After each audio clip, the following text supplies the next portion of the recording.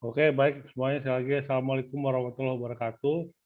Eh, saya ingin membawakan presentasi dengan judul Strategi Menaikkan Nilai H Index Bereputasi Internasional.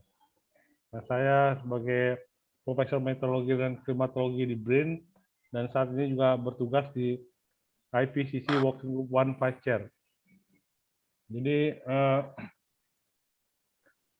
kemarin saya juga diminta bicara hal yang sama, tapi ini kembali lagi saya ingin bicara masalah ini ada jaringan saintis Indonesia. Ini tempat web yang sebenarnya sudah beberapa tahun mati mengenai saintis Indonesia yang diharapkan pada tahun 2045 akan menjadi saintis unggulan untuk bangsa kita. Di sini banyak saintis yang dianggap sudah berbobot, seperti contohnya Pak Sumo Widakdo, orang LIPI, dan macam-macam lah itu. Jadi biasanya itu hanya saintis yang berbobot biasanya masuk ke sini. Dan di sini biasanya yang H indeksnya tinggi. Jadi dia mengukur H indeks itu dari jurnal-jurnal yang dipublikasi dan juga buku atau bukan proceeding dan bukan editorial. Jadi, nah tapi sebelum kita lanjut, saya ingin bercerita dikit bahwa sebenarnya saya belakangan ini banyak mendengar lagu-lagu kebangsaan berbagai negara, dan diantaranya itu ada satu negara yang saya sangat kagumi karena lagu kebangsaan itu eh, berciri lain. Jadi kalau bapak-bapak, ibu-ibu juga mengetahui lagu Indonesia Raya, lagu-lagu Kimi Gayo dari Jepang, dan God Save the Queen misalnya dari Inggris dan sebagainya. Saya mendengar bahwa lagu-lagu itu juga menggelorakan semangat untuk kemerdekaan seperti lagu Indonesia dan sebagainya. Tapi ada satu lagu kebangsaan yang saya kagum banget itu karena saya mendengar liriknya, dan saya kagum karena di situ disebutkan bahwa dia membuat satu negara yang tegak berdiri di barat dan ke timur, dan dia berjanji pada dalam lagu itu bahwa negara itu akan bertahan 2000 tahun. Bayangkan Bapak Ibu sekalian, 2000 tahun. Sampai saat ini tidak ada peradaban yang bertahan 2000 tahun. Jadi bayangkan ya, peradaban-peradaban yang sekarang ini, Prancis, Amerika, dan sebagainya itu tidak lebih dari 300 tahun. Apalagi Indonesia, ini kita melihat Indonesia tahun 2045, karena adalah Indonesia 100 tahun berdiri. Jadi mohon maaf itu negara apa? Nah, saya memperkenalkan negara ini adalah negara Israel. Negara Israel. Jadi dia membuat negara itu sudah menanamkan kepada rakyatnya bahwa dia ingin berdiri 2000 tahun. Ini suatu hal yang tidak pernah kita pikirkan. Jadi kita Indonesia ini baru memikirkan tahun 2045 sudah bangga gitu. Saya juga dalam berbagai hal, terutama dalam doa-doa saya yang saya panjatkan waktu saya pergi umroh di depan Ka'bah, biasanya saya hanya paling jauh tuh hanya sampai 300 tahun. Sampai 300 tahun saya. Jadi tidak pernah kepikir kita membuat satu negara ini siap untuk 2000 tahun. Jadi 2000 tahun itu siap dari perekonomian, pendidikan, saintifiknya, dan sebagainya. Inilah saya pikir orang Israel itu sudah memikirkan jauh hari ke depan, jauh dan sebagainya. Inilah jadi apa mungkin kita eh, dapat memikirkan lagi apa satu pikiran yang sebenarnya jauh sekali ke depan, dan ini tidak pernah kepikiran oleh orang kita. Jadi saya melihat website seperti ini, dan isinya juga seperti ini. Ini contohnya nomor 10 adalah orang Indonesia yang di Amerika Serikat dan sebagainya.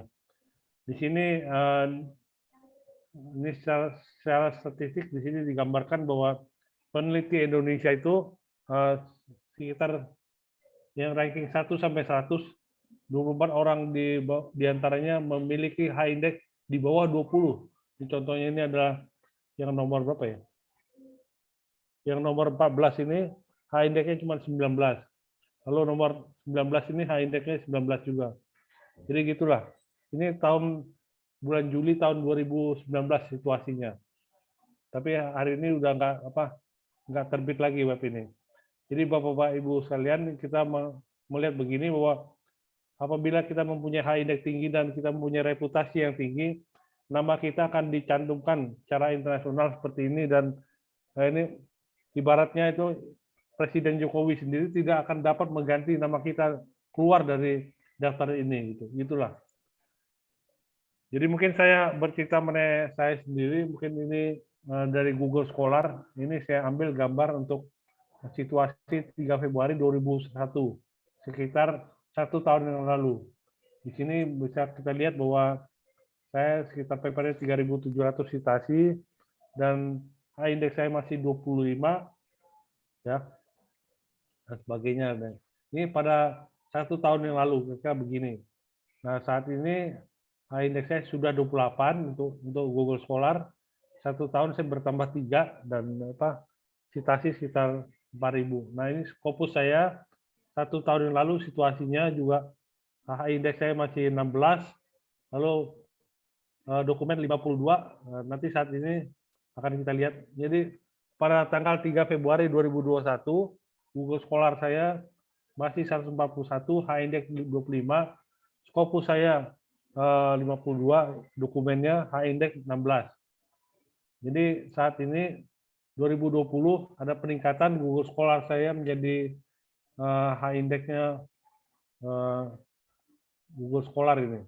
Lalu Scopus saya juga dari 16 menjadi 20, yang H-index ini sebenarnya 28. Lalu research gate sebagainya gitu. Jadi dalam setahun itu kita terus meningkat gitu. Jadi masih meningkat saja gitu. Jadi lumayan. Jadi H-index saya meningkat jadi 4 dan diperkirakan tahun ini tahun 2022 ada 4 lagi perkiraan saya. Nah, saya hari ini ingin membawakan strategi-strategi untuk meningkatkan H-index. Jadi ini kita bicara peneliti, tapi bukan seorang peneliti pemula, tapi bukan cara menulis paper dan sebagainya. Karena saya sudah memberikan video untuk cara menulis paper, mungkin yang lainnya saya akan membawakan cara menulis untuk di koran-koran nasional. Jadi pertama saya untuk strategi meningkatkan H-index, jadi kita membawa data ke tingkat dunia. Jadi data-data original Indonesia ke tingkat dunia. Contohnya tanaman organik, endemik lokal, dan iklim lokal dengan gaya baru. Dan data yang kita dapat, contohnya dapat jual itu seperti radar ionosfer. Jadi Indonesia mempunyai radar ionosfer di Bukit Kota Tabang, di dekat Bukit Tinggi. Nah, kenapa radar ini bagus? Ini radar ini karena dia hanya ada 1 dari 7 radar di dunia. Jadi sebenarnya bagus sekali. Jadi tapi sampai saat ini tidak diberdayakan oleh LAPAN sebagai institusi pemegangnya. Jadi hanya hanya riset-riset tertentu saja dan kurang ramai lah gitu kalau saya bilang. Dan lumayan dari universitas-universitas lokal di Andalas dan sebagainya sudah memakai radar ini. Jadi ini bisa kedepannya meningkatkan H-index kita dengan cara kemarin kalau nggak salah tahun ini ada simposium internasional mengenai pemanfaatan data radar di Bukit Tinggi tersebut. Lalu yang kedua yang ingin saya gambarkan di sini adalah kita memiliki perangkat keras dan lunak untuk mengolah data. Jadi contohnya radar tadi itu perangkat keras. Nah, tapi juga kita ada juga contohnya seperti Wirky. Wirky itu adalah seorang oceanographer dari Belanda. Saat ini dia masih berada di Hawaii. Dia mau melakukan riset samudra dan dia juga memakai perangkat keras untuk mengolah data. Nah, tapi hari ini saya ingin menggambarkan bagaimana seorang dari LIPI namanya Sumo Widakdo. Nanti potretnya ada. Sumo Widakdo itu dia sebagai orang yang punya H-index itu sampai hampir 197 kalau nggak salah, dan dia ada 600 paper. Kenapa demikian? Karena semua orang yang bekerja dengan dia itu memakai data perangkat dia. Jadi data software yang dia buat itu dipakai di CERN. CERN itu adalah suatu akselerator nuklir yang ada di antara kota Nagoya dan di antara kota Jenewa dan kota Prancis. Jadi di kota itu ada akselerator. Jadi akselerator itu seperti lingkaran di kota Jenewa dan di Prancis. Dan dia menuliskan satu algoritma yang kemudian semua yang menulis paper mengenai CERN itu memakai algoritma itu. Jadi nama dia masuk terus. Nama dia masuk terus dan dia memiliki H-index yang tinggi sekali. Ini adalah dua contoh cara meningkatkan H-index yang paling handal. Lalu saya mengusulkan juga memiliki konsorsium riset. Seperti contohnya saya sendiri, saya memiliki konsorsium riset yaitu Codex Asia Tenggara. Ini adalah sebuah pemodelan proyeksi iklim masa depan dalam hal regional model. Jadi saat ini kalau Codex bikin paper, terus memasukkan nama saya, karena saya adalah penggagas, penginisiasi dari proyek Codex ini. Jadi, betul pada tahun 2012 kita berkumpul di Hanoi, lalu kita waktu itu berkumpul di Hanoi dengan biaya masing-masing. Saya biaya dari Indonesia, yang dari Manila dari biaya orang Filipina, yang dari Kuala Lumpur dari orang Malaysia berkumpul pakai biaya dari sendiri, dan juga orang Thailand gitu. Nah itu, jadi sampai hari ini kita terus menerus banyak papernya, ada lebih dari 10 paper. Yang berikutnya itu adalah anggota panel. Contohnya saya menjadi anggota IPCC, yaitu perubahan iklim dunia. Jadi ada juga penerbitan kita yang masuk Scopus dan mengangkat reputasi kita sebagai saintis dunia gitu. Lalu yang terakhir ada mengikuti konsorsium riset. Ini ada contohnya, ada orang melihat indeks orang kurus atau lapar itu obesitas dan lapar itu, dan sekarang dia banyak sekali citasinya itu ribuan. Ini adalah apa yang dialami oleh seorang dosen di Universitas Indonesia dari menulis masalah karena mengikuti konsorsium riset masalah kesehatan. Lalu yang tadi data ini juga saya ambil contoh. Saat ini di bidang saya ada data namanya data NCEP. NCEP itu data pemodelan tingkat global.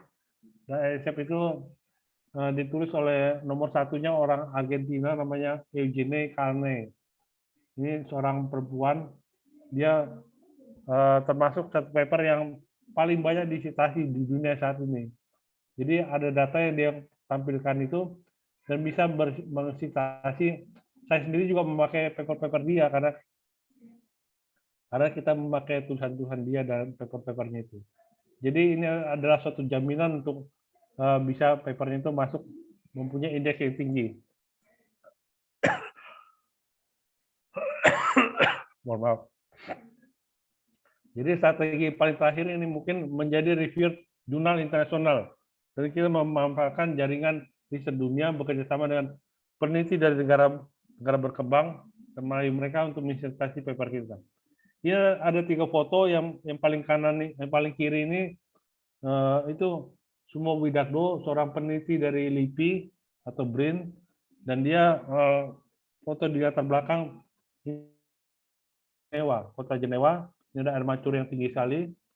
Tapi yang jadi masalah di sini adalah dia mempunyai suatu pemodelan program di komputer yang dipakai oleh orang banyak, dan akhirnya citasi dia H-index tinggi sekali, Sumo Widardo ini. Dan nomor 2 ini yang di tengah ini adalah Ibu Widya Hening. Ibu Widya Hening yang orang Fakultas Kedokteran UI, dia mengikuti konsorsium internasional masalah obesitas dan sebagainya. Sekarang dia citasinya banyak sekali dan ribuan, sehingga dia bisa menjadi terkenal sekali. Saya lihat banyak juga orang-orang dari kedokteran UI mengikuti jalur dia. Jadi banyak sekali masalah malaria, masalah disentri dan sebagainya. Jadi orang-orang dari UI, lembaga Eijkman juga banyak seperti itu. Dan ini yang kanan ini pasti kalian kenal semua, ini kawan kita dari PT PSW, namanya Dr. Samsudin, sekarang sudah menjadi calon deputi dari KKP. Nah, Mas Samsudin ini, Fadli, kita kenalnya dengan Mas Fadli, kita tahu dia sebenarnya dia hanya membantu orang Jepang untuk berkarya di Indonesia. Jadi banyak sekali dia melakukan perubahan hardware dan sebagainya, dan nama dia dimasukkan terus, semua kerjasama sama Jepang dimasukkan. Jadi ini cara-cara yang tersendiri, saya pikir yang bisa kita tiru, dan untuk agar dapat kita tuh bisa paper-paper kita dapat lebih banyak lagi dicitasi oleh pihak luar. Ini ada contoh saya menjadi jurnal editor jurnal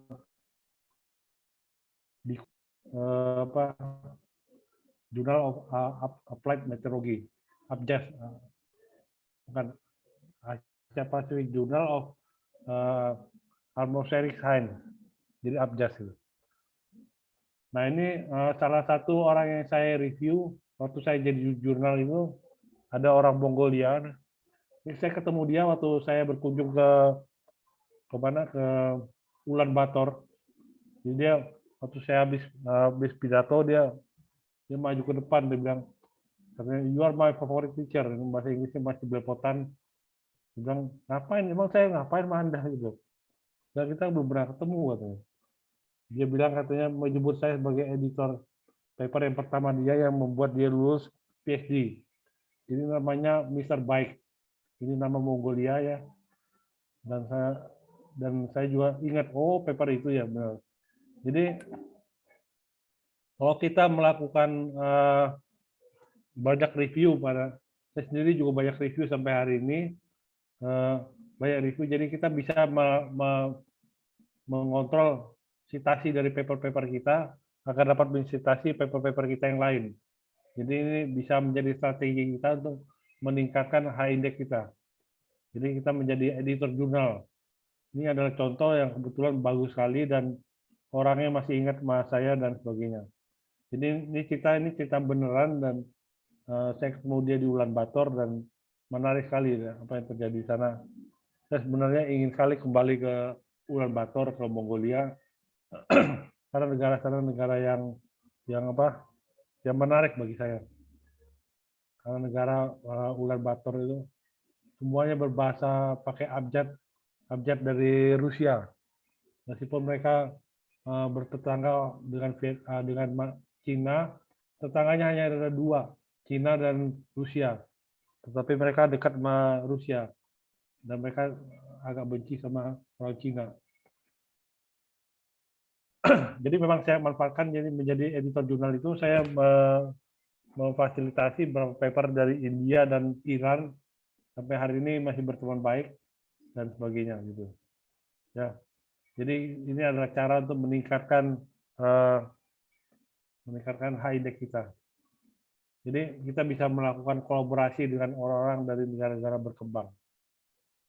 Nah, selanjutnya strategi saya mencapai H-index ini saya kategorikan per 5 ya, 5, 10, 15, 25, 25.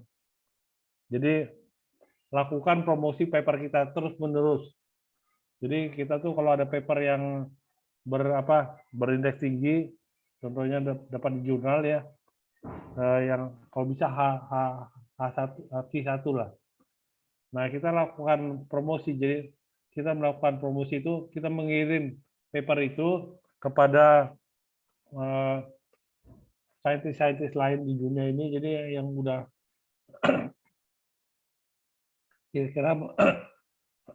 kira-kira mempunyai masa depan untuk menulis paper yang dapat mencitasi paper kita tersebut.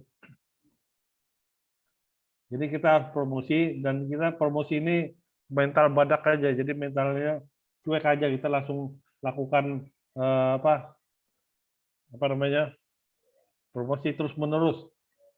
Tolong, mohon maaf, saya adalah peneliti baru, jadi tolong kamu ini kami baru terbitkan paper ini dan mohon dipakai untuk berikutnya gitu. Jadi untuk saya pikir untuk strategi sampai 5 ini bisa dilakukan dengan harga promosi untuk menjadi H-index menjadi 10 dan bisa menjadi editor atau admin jurnal. Untuk menjadi 15 kita bisa mempromosikan hasil riset secara berkala juga. 2020 kita membimbing antara universitas menjadi review paper. Nah, kalau di atas 25 ini saya masih gelap karena saya belum punya pengalaman untuk menjadi di atas 25 high index-nya.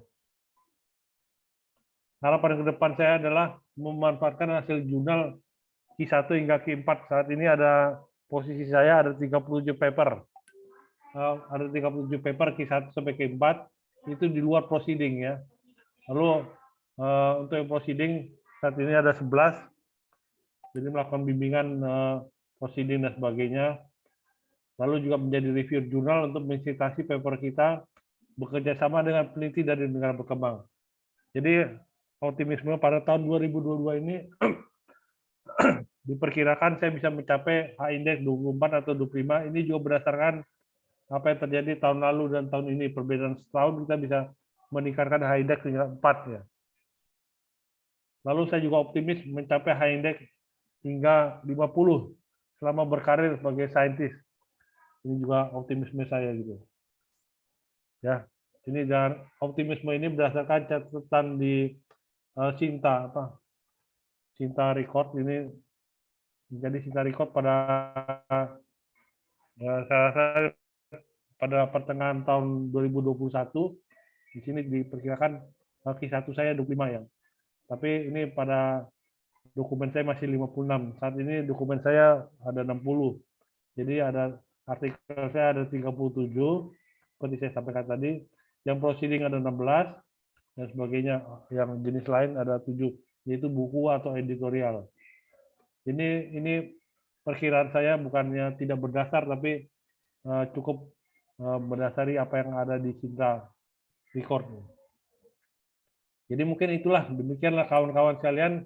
Ya, mungkin nanti kita bisa berdiskusi lebih banyak lagi. Di sini ada catatan mengenai Google Scholar saya, Scopus, ResearchGate, dan sebagainya. Dan jangan lupa untuk menonton YouTube saya dan juga untuk subscribe ke channel saya. Terima kasih. Wabillahi taufiq wal hidayah. Wassalamualaikum warahmatullahi wabarakatuh. Assalamualaikum warahmatullahi wabarakatuh. Terima kasih Pak Edwin atas sharingnya, sangat bermanfaat ya. Kita sudah mendengarkan bagaimana Profesor Edwin dari persepsi pengalaman pribadi beliau untuk mendapatkan high index yang tinggi. Nah, ternyata ada strategi-strategi tertentu ya yang bisa dilakukan. Mohon izin karena nanti 9.30 saya ada diskusi sebentar dengan pimpinan ORPPT. Jadi acara ini bisa bebas diskusi ya, mungkin dipandu oleh Pak Oni dan Bu Marina sebagai dua orang panutan kita juga di PT PSW karena terbukti high index beliau dan pengalaman beliau di jurnal itu sangat tinggi. Mungkin silakan, mungkin Bu Marina atau Pak Oni yang lead diskusinya. Bu Marina aja, Bu Marina, karena saya sebentar lagi ke pemakaman. Ada keluarga yang meninggal. Ada juga. Izin. Wah, turut berduka Pak Oni. Jadi mungkin Bu Marina, silakan Bu Marina. Oke, siap. Baik, terima kasih Prof. Edwin. Menarik sekali dan kasih tips-tips kita buat cara menaikkan high index. Sebelum saya bertanya, mungkin saya lempar dulu ya ke floor. Itu adakah yang mau bertanya?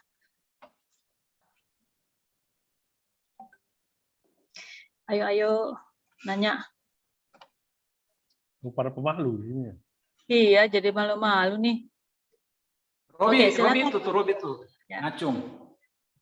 Ya, izin bertanya Bu Marina. Silakan. Ya, terima kasih Pak Prof Edwin. Saya kagum sekali dengan Prof Edwin. Lihat profil penelitinya tuh kayak, wow, ini peneliti paling top mungkin di BPPT ya. Saya belum melihat ada hesitasi sampai 4.500. Nah, saya mungkin mau nanya, ada dua pertanyaan Pak Prof. Pertama itu, saya kan baru nih di karir sebagai research.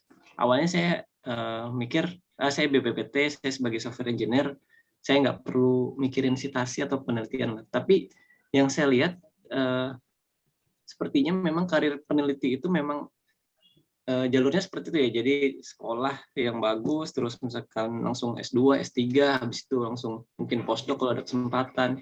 Terus dan itu didukung dengan publikasi-publikasi yang memang mungkin diakui sama komunitas ilmiahnya ya, dengan parameter ya dilihat orang melalui citasi. Nah, dari pengalaman Prof. Edwin sendiri, klik ketika oh iya saya harus melakukan ini itu gimana Prof? Bisa mungkin cerita sedikit dari latar belakang Prof. Edwin. Kemudian yang kedua itu apakah memang kalau saya lihat di teman-teman saya itu ada yang memang dia publikasinya beberapa aja, tapi karena dia bergabung di grup research yang produktif dan profesor yang mungkin citasinya juga tinggi, apakah berarti nanti ketika saya sekolah, saya harus mencari profesor juga gitu yang punya grup riset yang produktif dan penelitiannya juga disitasi banyak orang. Jadi nanti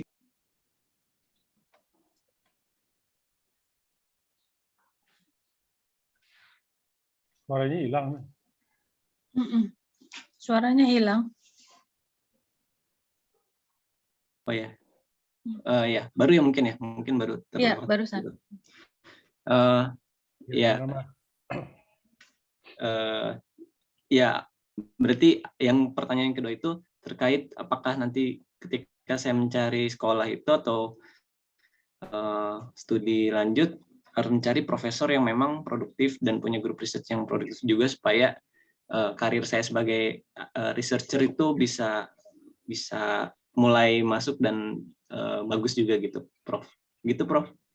Ya, makasih ya, Mas. Jadi saya tuh mungkin usul saya yang pertama itu ora et labora. Jadi Anda berusaha dan berdoa dengan baik. Jadi memang tadi saya sudah menggambarkan bagaimana saya setiap kali umroh itu selalu berdoa untuk sesuatu yang, karena saya belajar dari orang yang di dekat Ka'bah itu ada orang Indonesia jualan bakso, dan dia tuh berdoa di sana katanya, ya Allah kasihlah aku kerajaan yang belum pernah Engkau berikan pada orang lain. Dan saya bilang doa itu bagus sekali, saya bilang. Makanya saya bilang saya doa yang sama juga. Ya Allah berikan aku ilmu pengetahuan yang belum pernah Engkau berikan pada orang lain. Saya dengar kata-kata ini juga kemarin saya dengar di apel pagi BRAIN, dan doa ini juga diucapkan dengan kata-kata yang sama. Jadi saya utamanya tuh kita harus ora et labora, Mas. Itu pertama ya. Jadi kita tuh nggak bisa sombong karena semua ilmu yang kita dapatkan ini karena memang diberikan dari atas. Jadi kita diajarkan juga. Yang saya percaya itu, karena saya ini sebagai seorang Edwin apalah artinya gitu. Saya nggak ada apa-apanya gitu. Kita harus tawadu dan percaya pada Tuhan bahwa kita akan diberi ilmu yang syaratnya tadinya. Jadi mohon ilmu itu yang belum pernah Engkau berikan pada orang lain. Karena ini adalah persyaratan dari segi saintifik, Mas. Dalam segi saintifik itu kita harus menemukan ilmu yang novelty-nya tinggi. Itu nggak bisa ditawar-tawar. Jadi memang benar. Jadi apapun agama kita mohon diberi petunjuk untuk diberikan ilmu yang tidak pernah Engkau berikan pada yang lain dari kita. Karena ini persyaratan yang sangat susah sekali. Sebagai seorang saintis kita harus dapat menampilkan suatu hal yang baru. Selalu begitu kan. Dan itu bukan main-main. Saya bilang itu syarat yang sangat nggak bisa kita tawar itu. Dan lalu juga kadang-kadang kalau setiap kali saya umroh itu saya juga berdoa, ya Allah, yang tadi saya tulis itu, bahwa tolong tulisan saya disukai orang-orang, dan dapat bertahan minimal 300 tahun. Itu doa kita itu. Kalau begitu. Jadi Anda tolong amalkan jadi ora et labora itulah. Jadi entah agama Anda apa itu, saya rasa kalau saya begitu. Dan kita dalam belajar maupun cari jalan itu kita mengupayakan yang terbaik lah. Karena saya itu memang berusaha inilah yang terbaik yang bagi saya, dan saya dapatkan ini dengan cara yang baik dan sebagainya. Jadi itu usulan saya yang pertama, Mas. Lalu yang kedua itu karena bisa saja mencari partner peneliti dan bagaimana. Tapi kalau menurut saya ya dalam perkembangannya itu tetap saja kita kalau kita menjadi reputasi tinggi nanti makin lama orang makin datang ke kita. Jadi orang akan datang sendiri gitu. Jadi kalau kita punya semangat dan sebagainya, nanti orang akan datang ke kita dan akan semakin banyak jalan terbuka ke depan. Saya yakin dengan itu cara-cara demikian. Mungkin itu saja yang bisa saya jawab, Mas. Terima kasih. Baik, terima kasih, Prof. Oke. Makasih pertanyaannya sama jawabannya. Kalau boleh nambahin sedikit aja ya untuk Robi ini. Jadi untuk milih sekolah, mendingan pertama-tama tuh topiknya dulu apa yang mau dipelajari itu harus yang disukai. Itu karena memudahkan nantinya untuk selama proses sekolah kuliah gitu ya. Karena kalau misalnya kurang suka atau kurang srek itu rada susah nanti ya gitu. Kemudian milih profesornya atau enggak timnya itu bisa lihat di komentar dari mahasiswanya yang dulu kali mungkin di medsosnya mereka atau apa gitu.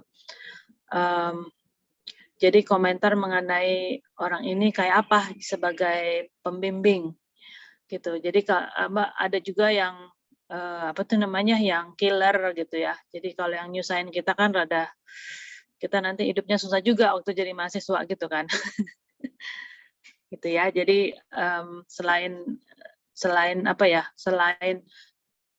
grupnya produktif, grupnya terkenal gitu. Tapi kalau orangnya waduh susah banget untuk killer gitu, wah itu nanti setengah mati juga gitu. Jadi ada balance. Semuanya mesti ada balance-nya gitu.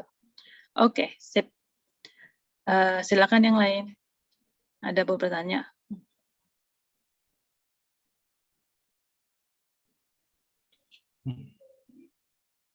Yang lagi kuliah nih mungkin untuk sekalian nambahin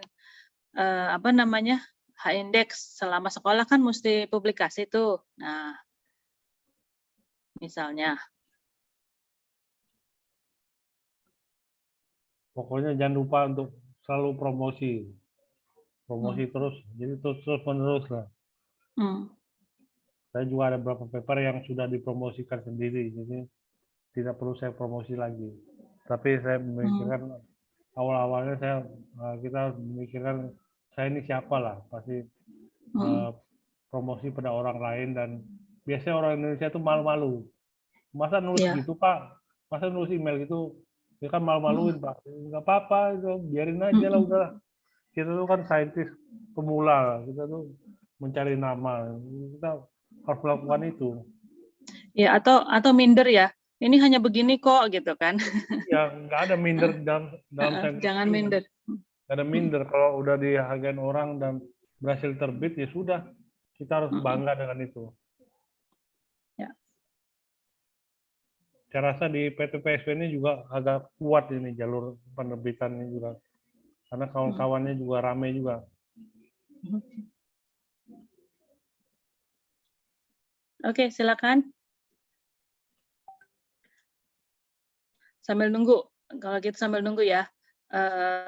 Jadi waktu saya sekolah itu waktu milih mau publikasi di mana, itu yang salah satu kriteria untuk milih publikasinya itu impact faktornya, bukan Q. Jadi waktu saya ke sini baru tahu tuh ini kalau di Indonesia tuh lebih banyak ditekankan untuk Q faktornya, sedangkan kalau di luar di Amerika ya itu nyarinya impact factor, jadi lebih tinggi impact factornya itu self promoting, jadi itu udah self promoting juga gitu. Kalau itu ada ada komentar Prof? Ya. Ya benar, itu memang impact factor itu disederhanakan oleh orang Scopus menjadi Q1 sampai Q4 itu. Jadi kalau impact factor tinggi udah pasti dia ada Q1. Dan memang kalau impact factor tinggi juga, saya menulis masalah kebakaran hutan di Riau tahun 2015 itu, dan saya tulis tahun 2016, itu tempat yang indeks Q1-nya dan faktornya tinggi sekali, dan saat ini sudah di Google Scholar sudah 56 dan di Scopus sudah 31. Nah, jadi itu tidak pernah kita promosi. Memang awalnya kita promosi, tapi habis itu dia dapat promosi sendiri. Jadi itu udah lanjut sendiri gitu. Jadi hati-hatilah memilih kawan dalam menulis. Nah, kita semua itu karena kalau saya sendiri mungkin ada agak gengsi juga. Saya banyak membenarkan atau meluruskan masalah-masalah seperti contohnya judul itu harus gimana untuk menarik orang. Nah, yang kemarin terakhir yang saya menulis cukup menarik itu, dan paper ini masih baru, yaitu menulis masalah kebakaran hutan di Jambi dan kenapa langit itu menjadi merah. Langit itu merah kenapa? Kita membahas faktor-faktornya secara ilmiah, dan itu kita akan promosikan dalam rencananya tahun ini. Karena paper itu bagus sekali, meskipun paper proceeding, tapi paper itu bagus sekali. Menurut saya bagus sekali. Jadi proceeding juga jangan khawatir, bisa mendapat citasi yang tinggi juga.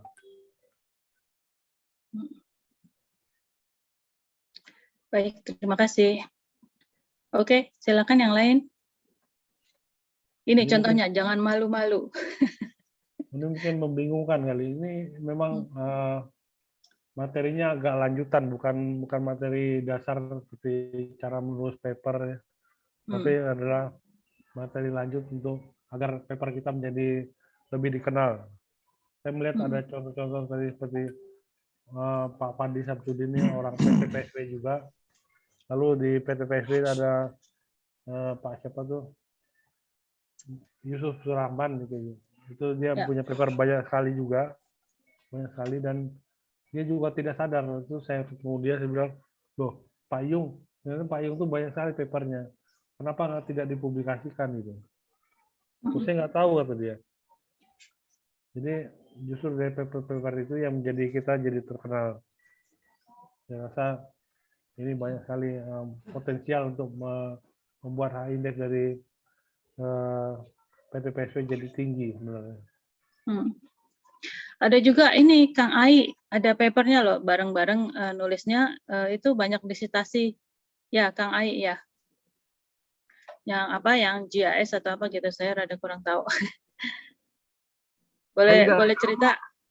Iya, karena udah lama tapi masih tetap disitasi kan, dan sudah banyak. Oh, saya juga nggak tahu gimana ceritanya itu. Saya suka merendah begitu. Itu juga dari Pak Aguster. Ada informasi, saya juga nggak tahu gimana ceritanya. Iya, jadi ada sebagai co-author ya. Nggak apa-apa, jadi co-author juga sama aja. Jadi mau penulis pertama atau co-author ya bisa aja. Pokoknya itu adalah hasil Anda gitu. Marina boleh bicara sebentar? Silakan, Artanto. Oke. Selamat pagi, Profesor. Selamat tak jumpa. Oke, mengenai publikasi ya, saya pikir itu memang penting sekali ya. Apalagi kita seperti tadi Profesor Edwin katakan, kita itu malu-malu dalam mempublikasikan karya. Padahal karya itu mungkin aja dari 100 orang yang baca, mungkin aja 1-2 orang yang sangat perlu gitu. Nah, itu yang kita lupa. Dan juga zaman sekarang kan zaman media sosial ya. Jadi saya pikir kenapa nggak kita manfaatkan untuk mempublikasikan tulisan kita juga. Iya. Saya rasa nggak ada salahnya kita selipkan 1-2 publikasi kita dalam media sosial apapun itu, kemudian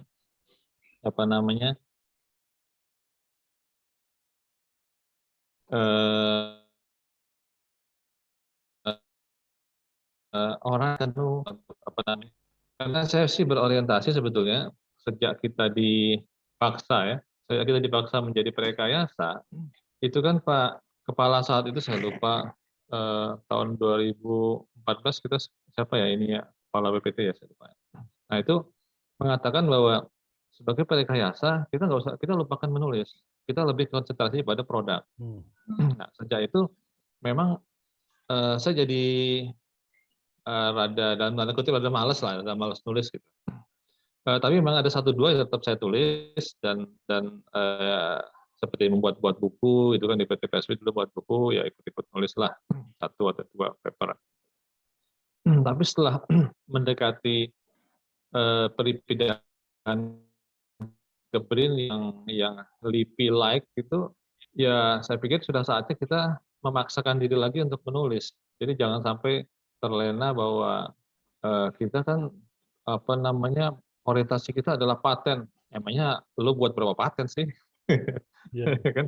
Jadi kalau emang nulis apa namanya nulis technical notes saja nggak bisa atau males, terus nulis paper juga malas, terus maunya apa gitu.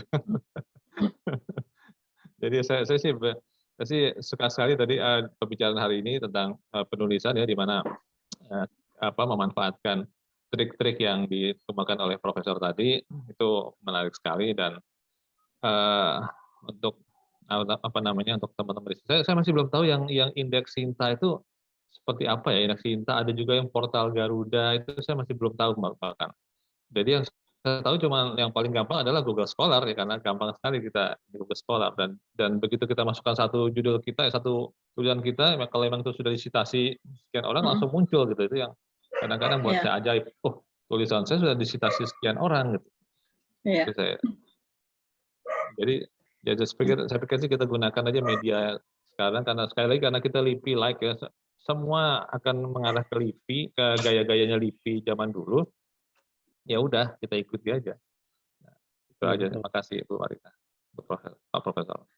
Ya mungkin saya tangkapin aja, emang saat ini gayanya sudah BRIN garis miring LIPI. Jadi kita mengikuti gaya mereka, dan mereka sangat pikir sekali soal tulisan jurnal ya. Jadi itu memang demikian keadaannya. Saya pikir orang BPT itu sebenarnya mampu lah. Kalau digosok dikit bisa mampu menulis rame-rame, nggak apa-apa rame-rame. Saya sendiri juga di BPTMC juga akhirnya kita publikasi rame-rame proceeding. Mulai aja dari proceeding dulu. Ini kan Pak Oni dan Pak Agustan setiap tahun mengadakan apa IAGERS apa itu? Ya Mbak Marina. IAGERS apa itu? Yang Iya betul. Itu dipakai aja untuk publikasi dan sebagainya. Jadi ini adalah masalah kebiasaan, kita udah biasa, lama-lama kita akan bergerak sendiri. Memang kita di BPT itu ada masalah dulu karena rekayasa itu menganggap tulisan itu tidak berarti, jadi penting hasil. Saya juga nggak tahu hasil itu apanya yang dilihat. Kalau saya sebenarnya saya juga nggak mau bermasalah kalau saya diminta masalah paten dan sebagainya. Saya juga ada paten-paten apa yang tidak saya patenkan, seperti contohnya radar cuaca, lalu juga ada SeaTrack Radar, lalu juga ada alat untuk kualitas udara.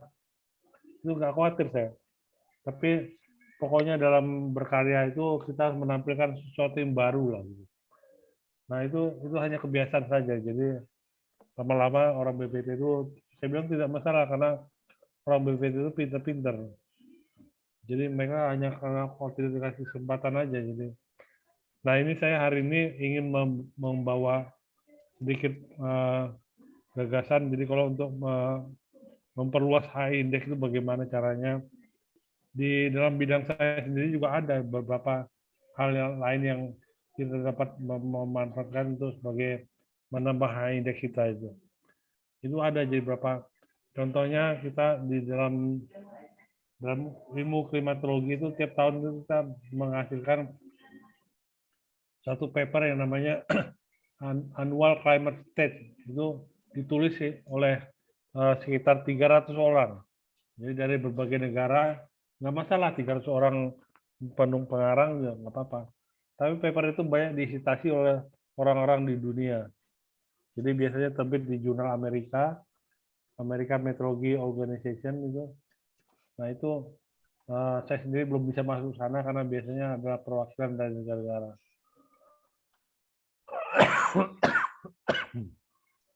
Mohon maaf. Jadi begitulah. Saya rasa kalau kita kebiasaan nulis nanti BPT pelan-pelan akan berubah juga. Nah ini yang ingin saya membawa kawan-kawan ini supaya pelan-pelan kita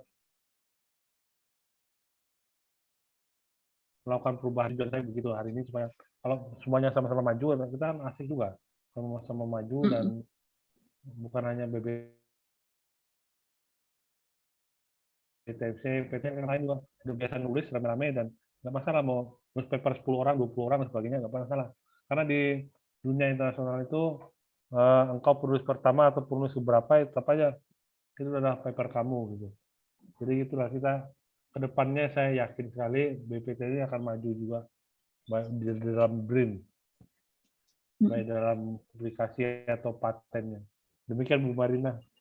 Oke, terima kasih Prof. Ya. Ya, jadi kalau Hartanto itu seingat saya dari dulu ya, dari sejak kita di Lab Remote Sensing tuh Hartanto suka bikin blog.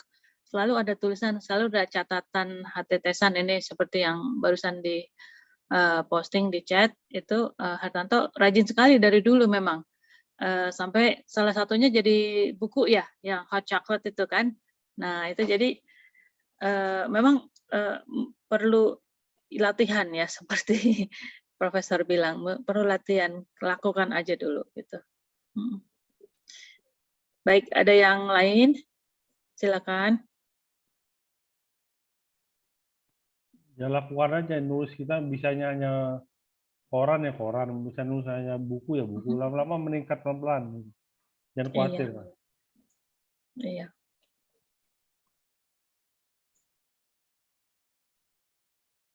Oke, sambil nunggu lagi mungkin pertanyaan saya yang berikutnya, maksudnya mau minta komentar tentang yang reviewer. Kita sebagai untuk meningkatkan high index itu ya, salah satunya kan sebagai reviewer. Kita tuh ada beberapa email. Jadi pertanyaan nomor 1, gimana caranya menjadi reviewer? Terus nomor kedua, saya terima email untuk ini mengajak sebagai reviewer gitu. Jadi mungkin saya ingin minta saran ya, bagaimana cara memilih publikasi mana yang sebaiknya kita jadi reviewer atau gimana caranya menjadi reviewer yang baik gitu. Silakan Pak Prof. Ya itu saya pikir untuk awal-awalnya kita kan namanya masih pemula yang kita terima saja. Itu kan tawaran dan kita harus kerja keras minimal sebulan. Di sebulan itu kita akan kerja keras. Minimal kita membaca apa yang mau ditulis itu. Jadi minimal apa mau ditulis lalu kita lihat metodenya, kesimpulannya bagaimana. Biasanya kalau reviewer itu ada dua lah. Pertama tuh novelty-nya harus ada. Jadi kalau dia tidak menunjukkan novelty-nya susah. Terus yang kedua itu nilai signifikansinya. Signifikansinya apa? Novelty itu ada kejelasan bahwa novelty ini signifikan atau tidak gitu. Jadi kayak tadi saya ambil contoh yang Ibu Widya Hening dari kedokteran UI itu dia masalah peningkatan obesitas dunia gitu. Cuman gitu aja. Dia mengambil data seluruh dunia, seluruh negara, dan penulisnya juga sama 300 orang berapa. Dan dia masuk ke situ dan berikutnya. Jadi yang review itu kalau saya lihat tuh hanya dua hal itu. Yang pertama novelty atau kebaruan. Kebaruan itu ada atau tidak. Saya pernah dulu menjadi reviewer paper orang Singapura. Dia bilang katanya paper Singapura tuh ini pertama kalinya di benua Indonesia kita membuat modeling cuaca sama laut di kapal katanya. Kebetulan saya juga menulis paper yang sama yang dia tulis itu melakukan kapal modeling laut dan atmosfer jauh sebelum dia menulis. Jadi dia bilang, loh kenapa Anda klaim begini? Saya sebagai reviewernya saya bilang gitu.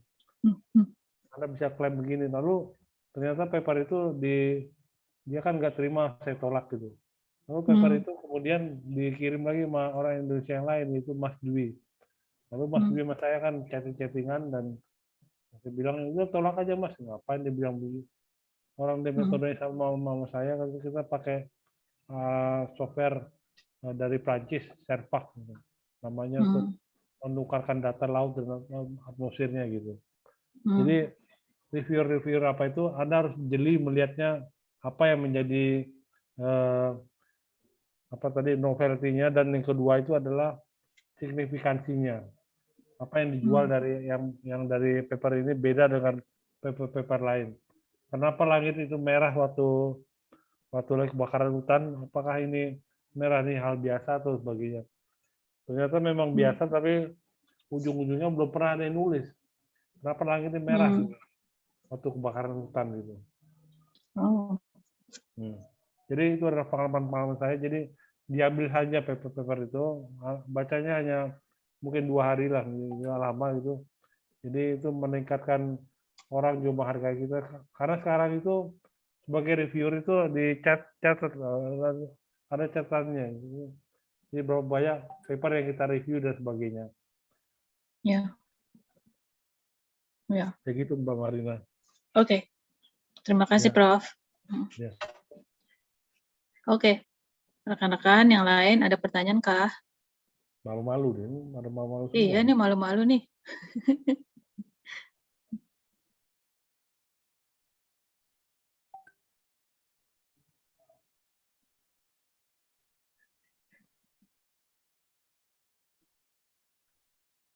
Boleh Kalau nanya lagi Bu Marina? Oh, silakan Robi, silakan. Iya Prof, kalau misalkan untuk rekan-rekan yang misalkan masih S1 nih, kan kita juga sering bikin paper. Nah, saya sempat kepikiran, apa mungkin kalau misalkan kita sekolah itu mungkin lebih bisa menghasilkan paper yang lebih baik mungkin, atau memang kita bisa nggak terlalu pendidikannya itu mungkin bisa jadi tidak terlalu signifikan. Jadi saya ingin bertanya, apakah signifikan atau enggak ketika misalkan yang S1 itu kita mau terus coba penelitian dulu dengan cara kita, atau lebih baik kita sekolah dulu, kemudian baru dari situ mungkin dapat pelajaran banyak untuk riset bikin paper gitu. Ya, saya pikir kalau Anda sekolah itu Anda dapat nilai lebih sebagai kuantitatif, Anda bisa lebih baik kuantitatif. Tapi kualitatifnya itu tergantung pengalaman hidup Anda. Jadi contohnya itu bagaimana Anda memahami fenomena, bagaimana Anda, kayak saya itu kan kemarin itu bulan Desember, bulan lalu saya diminta untuk bicara mengenai iklim Indonesia tahun 2022. Jadi saya disuruh bicara masalah iklim tahun 2022 sebelum tahun 2022 itu belum masuk gitu. Memang saya ahli nujum atau gimana gitu. Tapi ini kan bukan masalah apa Anda seorang profesor itu bukan. Tapi masalah jam terbang, bahwa Anda bicara suatu kualitatifly gitu. Itu bisa nggak Anda bicara seperti itu. Jadi itu dibangun dengan cara Anda menganalisa dari hal-hal dalam hidup Anda dan sebagainya, itu akan terbentuk dengan sendirinya. Kalau Anda jago dalam soal itu dan sebagainya.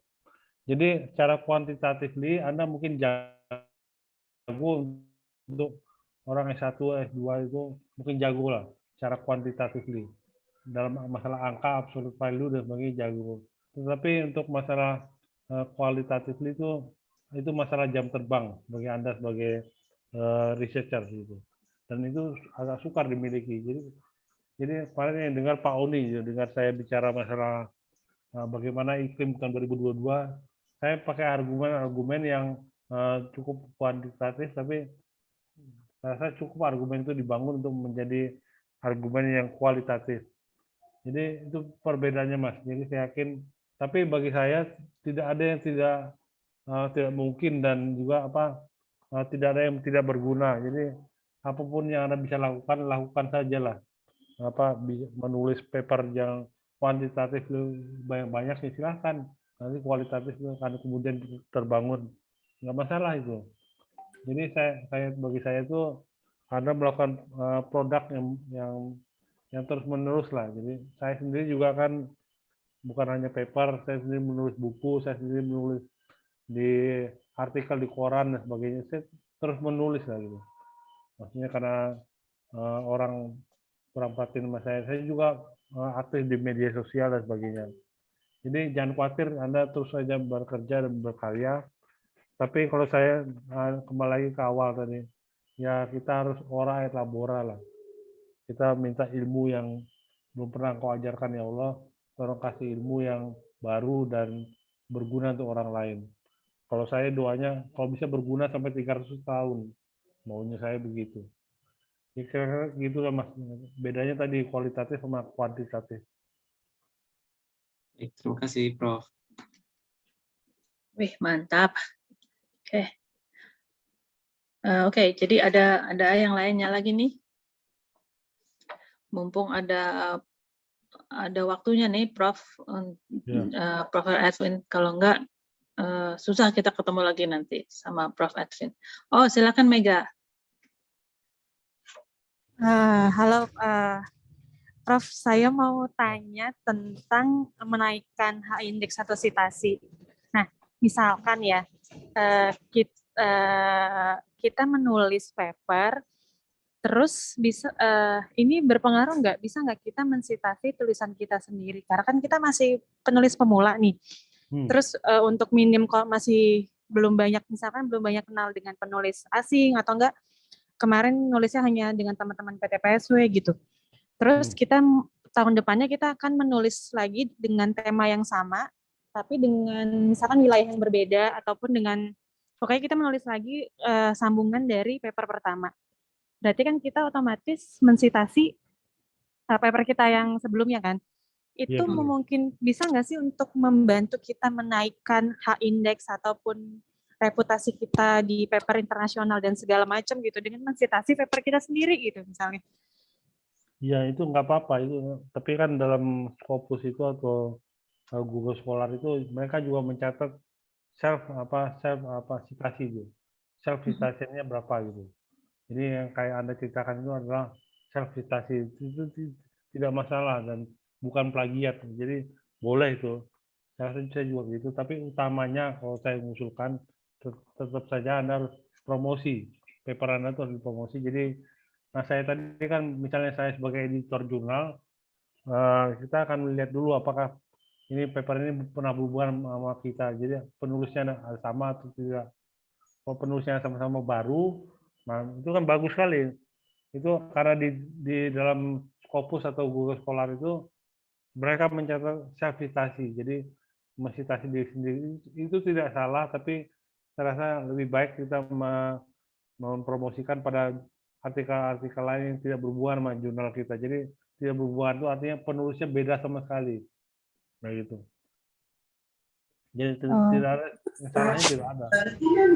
Oh, oke. Tapi kalau buat pemula tuh nggak apa-apa. Kalau mau advance lagi itu lebih baik promosi ya Pak? Iya bagus. Oh iya. Oke Pak. Terima kasih Pak. Ini saya lihat IG Anda tuh baru ada sesuatu yang ditampilkan. Mantap. Oke, terima kasih. Adakah yang lain? Ini tanya-tanya aja karena saya tuh jarang-jarang acara begini, jarang-jarang. Betul.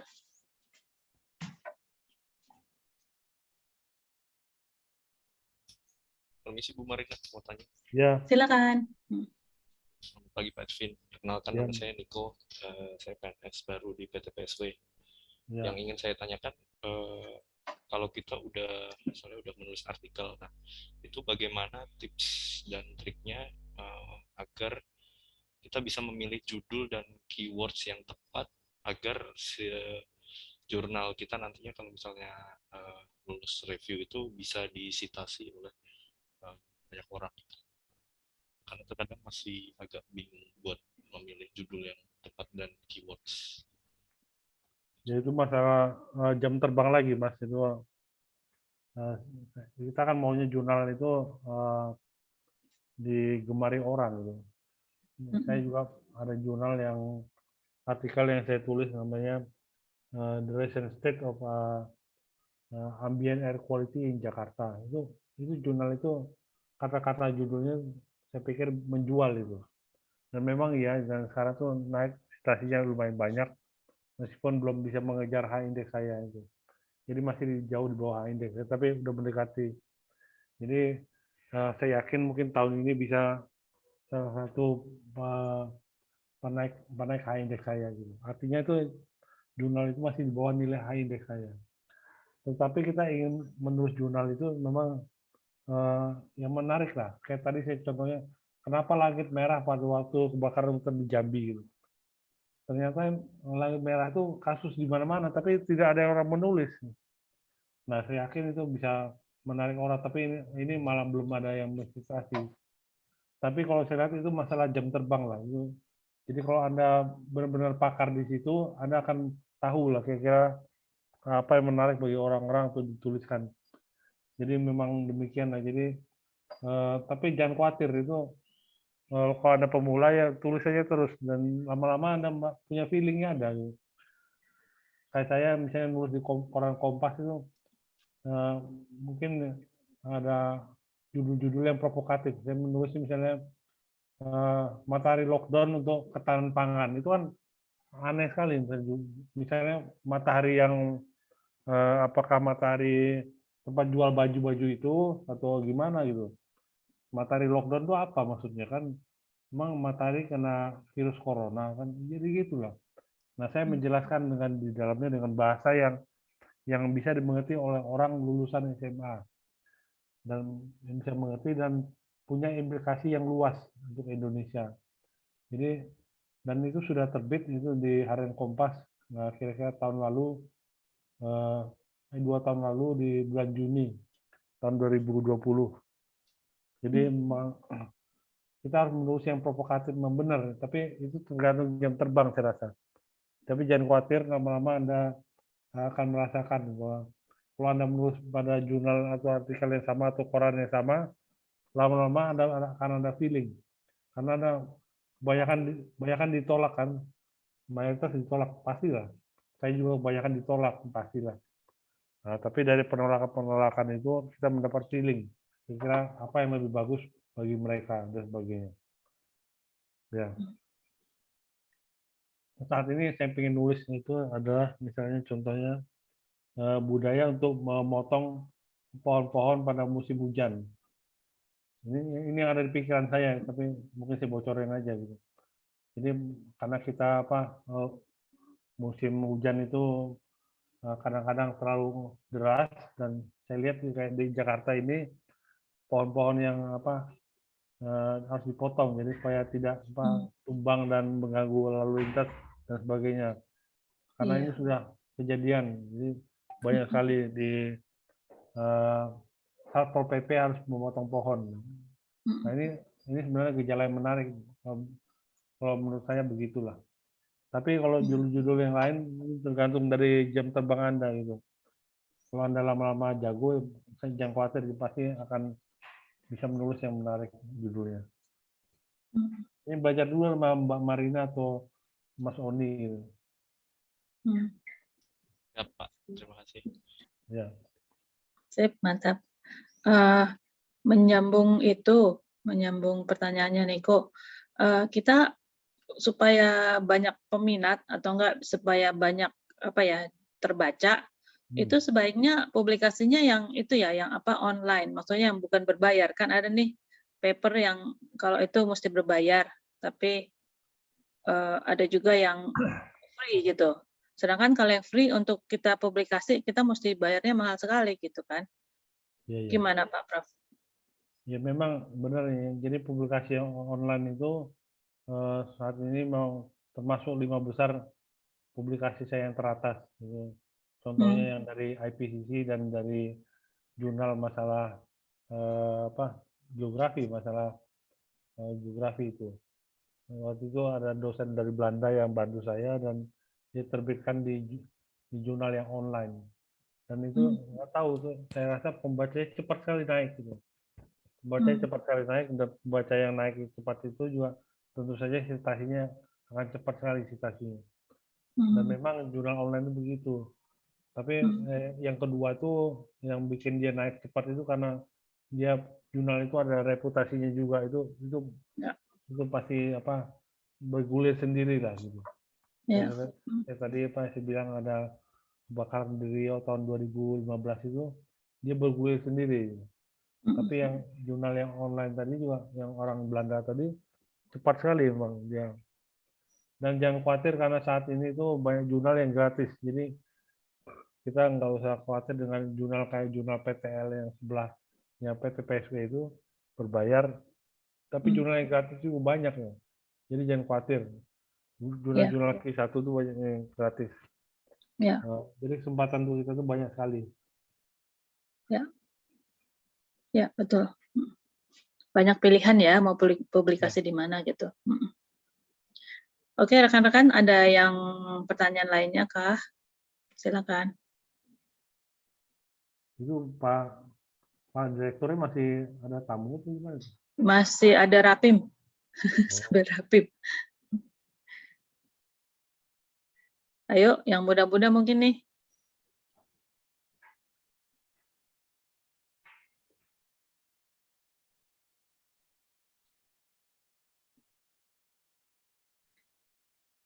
Atau yang lagi sekolah, silakan. Yang mau sekolah. Pokoknya kalau saya usul sebenarnya ora et labora doa, habis itu tulis saja yang apa yang bisa ditulis. Apakah jurnal kecil atau gede, nggak masalah. Yang penting kita ada pengalaman. Lama-lama kita akan berkembang sendiri kan. Iya, betul. Perlu diasah ya. Iya. Nah, mungkin saya mau tanya deh mengenai menjadi member panel IPCC. Boleh cerita tuh, Pak Prof, bagaimana caranya atau enggak waktu itu bagaimana awalnya menjadi member itu? Ya itu mungkin saya cerita bahwa tahun 2015 itu sebenarnya saya kepilih sebagai member IPCC, tapi sebenarnya jauh sebelum harinya tahun 2009 saya sudah dibantu oleh kawan saya orang Malaysia dan saya menjadi penulis IPCC di sana. Nah di sana kan saya penulis IPCC tahun 2009 sampai tahun 2014. Nah tahun 2015 ada pemilihan, saya sudah membidik itu dan karena itu bereputasi sangat tinggi sekali, jadi memang saya dibantu oleh Departemen Kemlu itu, Departemen Luar Negeri. Saya dipromosikan ada sekitar 15 embassy Indonesia di luar negeri, dan mereka banyak juga mengirim surat ke saya bahwa sudah melakukan pendekatan ke pemerintah setempat. Tapi sebenarnya dalam kenyataannya waktu pemilihan itu mereka tidak penting. Yang penting bagi saya adalah negara-negara yang masuk dalam region saya. Region kita itu karena mengikuti jalur WMO, jadi region Asia Tenggara dan Pasifik Barat Daya. Jadi Tonga yang kemarin lagi gempa meletus gunung itu berguna untuk kita, dan Australia, Selandia Baru, Malaysia, Filipina yang kayak gitu. Itulah yang paling penting untuk kita. Tapi nggak masalah karena di wilayah Asia Tenggara dan Pasifik Barat Daya itu sedikit sekali negara yang berkepentingan. Contohnya Australia, Selandia Baru, lalu ada 2 negara yang tambahannya karena kita kursinya ada 4. Kursinya cuma 4. Akhirnya saya kepilih jadi wakil itu, dan itu menggembirakan saya meskipun saya awalnya tadi kan saya bilang IPCC bureau, namanya bureau. Saya bilang IPCC bureau ini nggak benar ini, karena bagi saya kepilih dari bureau member itu sebenarnya bukan sebagai IPCC bureau, tapi sebagai travel bureau sebenarnya. Saya lebih cocok travel bureau karena saya keliling-keliling seluruh dunia. Jadi termasuk saya tuh waktu itu sempat kita punya acara di Riyadh di Saudi Arabia, dan pulang dari acara di Riyadh itu saya sama istri saya pergi umroh gratis, umroh pakai backpacker, umroh backpacker. Jadi sangat murah sekali. Jadi saya dari airport Jeddah itu kita backpacker, karena IPCC punya acara di Riyadh. Jadi penerbangan sampai Riyadh sampai Jeddah itu dibiayain oleh IPCC. Dan saya berarti di Jeddah itu melakukan umroh 4 hari sampai saya puas, akhirnya saya pulang ke Indonesia. Jadi negara-negara yang tadi saya gambarkan tadi, misalnya saya ke Mongolia dan negara-negara lain tuh sampai Panama, sampai Kolombia dan sebagainya, Rusia. Jadi saya itu karena apa? Saya gabung di IPCC. Jadi ada 33 negara yang jadi itu cerita enaknya, tapi jadi ceritanya sebenarnya itu adalah IPCC Bureau itu saya dipilih karena persyaratan mereka tuh persyaratan yang tidak tertulis adalah kita mempunyai 5 publikasi penulis pertama internasional. Nah, saya sudah memenuhi syarat itu, dan syarat itu sebenarnya tidak bisa diganggu gugat. Syarat itu sudah nggak bisa diganggu gugat, dan kalau kita punya 5 penulis pertama jurnal internasional, insya Allah sudah bisa gabung ke IPCC. Jadi itulah. Jadi syarat lain-lainnya itu saya rasa yang tadi syarat untuk negosiasi lobby antar negara dan sebagainya. Waktu itu saya dibantu oleh orang-orang KLH dan orang Kemenlu untuk masalah melobi saya itu. Jadi demikianlah yang terjadi sama saya, dan rencananya kita bertugas sampai tahun depan, sampai 2023. Oke, wow, mantap. Terima kasih berbagi pengalamannya, Pak Prof. Ya, itu menarik sekali. Oke, silakan yang lain. Apakah ada pertanyaan?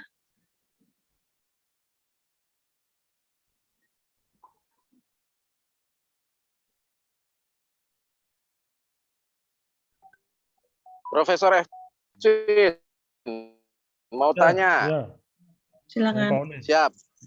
Ya, siap. Jadi izin saya berhubung tempatnya enggak ini, saya videonya saya off dulu, izin. Gini, tadi saya punya 2 pertanyaan. Satu, saya sih melihat Pak Edwin ini punya H-index 20 itu nggak luar biasa, karena Q1-nya ada 25. Ya kalau Q1-nya 25 kan kemungkinan semuanya dapat citation. Jadi menurut saya yang utama karena Profesor Edwin bukan karena mengiklankan, tapi lebih karena memang Q1 25. Jadi memang udah seharusnya 25 Profesor Edwin sekarang. Nah, pertanyaan saya tuh sebenarnya soal itu, karena kalau kami ini di PTPSW ini udah banyak kalau soal Bu Marina, teman-teman yang lain itu kalau mungkin Q3, Q4 ataupun model proceeding yang berskopus, indeks skopus banyak. Cuma kalau yang kayak Profesor Edwin yang Q1 itu kayaknya susah sekali. Gimana caranya, Prof? Nggak perlu sampai 5 lah. Sampai 5 tadi untuk syarat IPCC. Tapi untuk kontributor level Q1 itu kayaknya susah banget. Gimana cara yang paling dekat, terutama untuk orang-orang yang sudah selesai sekolah. Jadi kan kita udah kerja. Mungkin kalau di sekolah tadi pakai cara dengan nyari profesor yang paling top lah ya. Gitu. Tapi kalau sekarang kan bisanya kita ya berarti harus berteman dengan Profesor Edwin kalau di BPPT. Itu satu, di BRAIN. Yang kedua, Prof, itu pertanyaan tentang saat ini kan kalau di BRAIN itu ada aturan namanya keluaran kerja minimum yang menyarankan kalau pratama dan muda itu syaratnya jurnal nasional bereputasi. Jadi maksudnya Sinta 2 lah kali ya. Atau Sinta 3, saya nggak begitu tahu. Nah itu biasanya kan dibutuhkan untuk teman-teman yang masih muda. Jadi yang mungkin usianya pratama muda itu berarti umurnya di bawah 40 lah mungkin. Atau 40-30 lah. Itu kan berarti syaratnya targetnya nasional. Dan nasional itu kan urusannya nggak ada H-index model Scopus, tapi mungkin H-index Google Scholar ya. Nah pertanyaannya, gimana caranya kalau teman-teman yang sekarang ini targetnya nasional, tapi kalau bisa segera cepat juga bisa masuk ke yang terindeks Scopus. Karena rasanya memang perlu latihan. Jadi kalau langsung ke nasional Suaranya hilang. Oni. Halo Oni. Halo, suaranya hilang Oni. Ke internasional kayak profesor satunya aja di luar jadi udah biasa itu. Aku udah kayak kan harus terlatih dulu menulis jurnalnya baru naik ke yang internasional. Nah, ini gimana pendapat Profesor Edwin karena kan kita juga mungkin punya jurnal nasional yang harapannya akan segera dinaikkan kepada jurnal Index Scopus jadi internasional dan gimana caranya naikin status tadinya nasional menjadi internasional. Begitu Profesor Edwin, terima kasih sebelumnya. Ya memang pertanyaan ini berat kali Pak, saya berat. Memang kita perlu kerja keras dan yang paling gampang tadi yang saya bilang ikut pada konsorsium internasional. Itu cara paling gampang. Nggak tahu di dalam lingkup PT PSW ini apa yang menjadi konsorsium internasional. Jadi kita ikut pada mereka dulu atau ya saya pikir yang dilakukan oleh Sumbu Widadu orang LIPI itu bagus sekali. Jadi dia bikin program dan semua orang memakainya dan semua orang akan berterima kasih sama dia. Jadi papernya yang 600 itu ya berapa banyak yang Q1-nya itu sangat luar biasa. Nah saya nggak tahu lah apakah bisa untuk ngumpul data gitu dari PT PSW ini. Tapi kalau masalah apa yang lain itu saya rasa harus ada novelty-nya jelas. Misalnya bekerja dengan Profesor Tetuko dan melihat indeks padi di Indonesia, dia kan remote sensing juga. Jadi harus bekerja sama dengan orang-orang yang sudah terkenal di bidangnya itu. Saya rasa mungkin bekerja dengan Profesor Tetuko, orang Indonesia yang di Chiba University itu salah satu jalan untuk PT PSW yang saya pikir karena PT PSW ini pernah menjadi untuk memprediksi berapa hasil panen dari padi kan, secara nasional. Nah itu kan banyak dari kerjanya mirip saya bilang dengan Profesor Tetuko itu. Saya nggak tahu yang lain lagi bagaimana ya. Tapi memang harus dimulai dengan untuk satu yang wah banget itu. Jadi saya pikir itu Profesor Tetuko juga saya lihat itu indeksnya juga tinggi itu. Nah, saya pikir harus bergabung dulu sama yang begitu-begitu dan tanpa begitu ya susah gitu. Kita jangan berpikir dulu kita sebagai penulis pertama, jangan. Tapi kita ikut ke orang dulu. Saya rasa tadi ikut ke konsorsium riset internasional dan tapi yang bisa mempunyai novelty yang jelas. Saya nggak tahu dari PT PSW ini apa ada bidang-bidang lain yang ingin dikejar juga dalam hal ini. Itu yang Bu Marina, mungkin usul saya begitulah. Baik. Ya Pak Oni. Ya, yang nasional, yang jurnal nasional. Sebentar ya, saya balik. Yang jurnal nasional ya nggak masalah kan. Anda mestinya nggak ada masalah kalau jurnal nasional. Itu cimpeng lah bagi Anda. Tapi kita mengejar yang internasional itu dan saya mengusulkan tadi itu bekerja sama untuk teknik tertentu dengan Profesor Tetuko tadi. Itu usul yang ada di depan kepala saya saat ini. Tony. Siap, noted, siap, Prof. Ya. Kalau mengenai prediksi padi itu ada salah satu ini nih yang di sini nih pakarnya. Coba Pak Lena Sumargana. Nah, dia belum bicara. Halo. Itu ada gambarnya dia, ada gambarnya. Iya, gambarnya aja. Itu orangnya. Ya, silakan. Karena sorry, nggak karena selintas saya kalau masalah memprediksi padi kan sudah diterapkan Pak Profesor. Jadi semenjak 2019 setelah metodologi KSA diterapkan, diadopsi oleh BPS bahwa sekarang dengan kebijakan satu data itu untuk memprediksi produksi beras sudah menggunakan teknologi KSA dan metode ini terus berkembang di BPS sendiri, terus mereka membuat aplikasi KSA hibrid seperti itu. Jadi base-nya dari kita. Nah yang sekarang setelah dianggap sukses untuk penentuan produksi padi secara nasional ya, sedang digarap untuk komoditas lain yaitu jagung. Seperti itu. Tapi saya kira riset-riset tentang hal tersebut masih terus dilanjutkan gitu. Teman-teman kita juga ya Laju Gandarum sedang mendalami dengan pendekatan remote sensing seperti itu. Dulu kenapa KSA diterapkan dengan berbagai pertimbangan kan. Mungkin gitu, Prof. Sorry. Ya itu saya rasa punya masa depan yang cerah untuk masalah penulisan paper. Jadi kita melihat yang strategik seperti itu dan inovasi masih ada.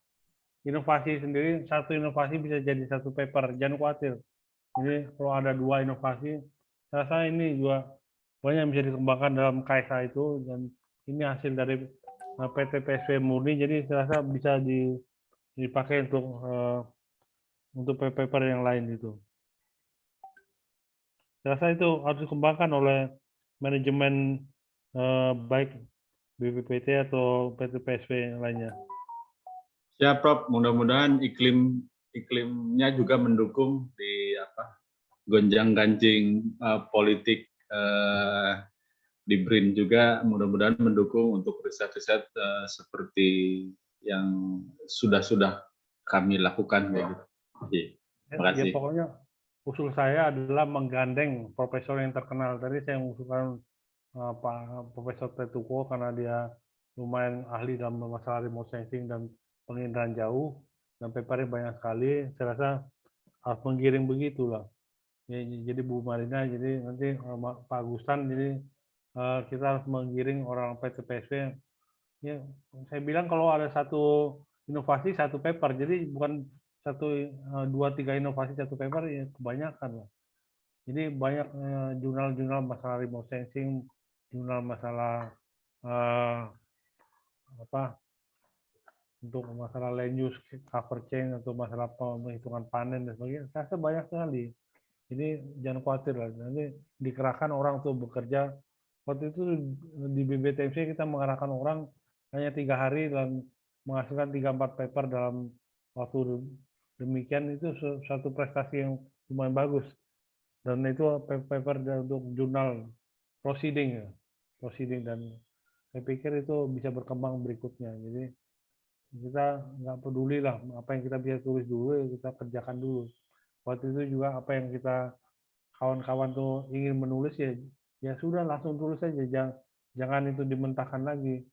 Nah ini saya lihat di PT PSW itu masalah KSA bisa dilanjutkan karena inovasinya masih banyak lagi, bukan hanya padi tapi yang lain-lain, bisa dari cengkeh atau masalah komoditas lain misalnya jagung atau tebu dan sebagainya. Jadi masih bisa banyak yang dikembangkan lagi. Prof, boleh nanya nggak, Prof? Ya, boleh. Nanya nggak bayar. Sip. Itu kalau kita ngirim paper gitu ya, terus direvisi bolak-balik. Kadang-kadang bikin suasana hati kita jadi bete gitu. Gimana sih cara menanggulangi seperti itu? Kayaknya kita udah mumet lagi nih, apalagi yang harus ditambahkan kayak gitu. Revisinya ya, balik lagi. Kasih. Hanya uji mental aja, Mas. Itu Anda bisa saja mengganti jurnalnya, bisa saja, atau menurunkan jurnalnya, bisa saja. Jadi sebaiknya revisinya ditampilkan oleh mereka itu menjadi modal kita. Jadi itu kan kita dianggapnya menutupi lubang-lubang kekurangan kita, dan dia melihat kekurangan kita dalam hal-hal tertentu saja. Jadi kalau misalnya kita kasih paper langsung dibilang, oh ini bagus, layak terbit, itu impossible lah. Saya juga nggak melakukan begitu. Biasanya paper itu meskipun dari staff saya dan sebagainya, ya saya kasih major revision, tapi sebenarnya nggak ada isinya gitu. Hanya ngomong bla bla bla aja. Tapi itu nggak apa-apa, itu hanya uji mental saja. Dan apakah Anda masih mau melanjutkan atau bagaimana? Nah kalau yang mungkin kalau bagian Anda tuh sekarang tuh udah rame, jadi orang Indonesia udah banyak. Kalau dulu zaman saya kuliah dulu, kita tuh nggak ada siapa-siapa. Jadi ibaratnya kita ngasih paper ke jurnal itu pasti ketemu sama gajah-gajah, pasti ketemu sama orang asing dan dia pasti ingin merekam kita gitu. Karena dia nggak kenal kita tuh siapa dan sebagainya. Oh sekarang ini enak lah. Saya tuh ada beberapa paper dari mahasiswa Indonesia yang ada di luar negeri. Pak nanti bantu paper saya, iya saya bantu lah. Saya mereview ya nggak galak-galak. Biasanya review baik-baik saja gitu. Tapi ngomongnya ini paper ini banyak kekurangan bla bla bla ngomongnya sama editornya. Tapi itu hanya basa-basi saja.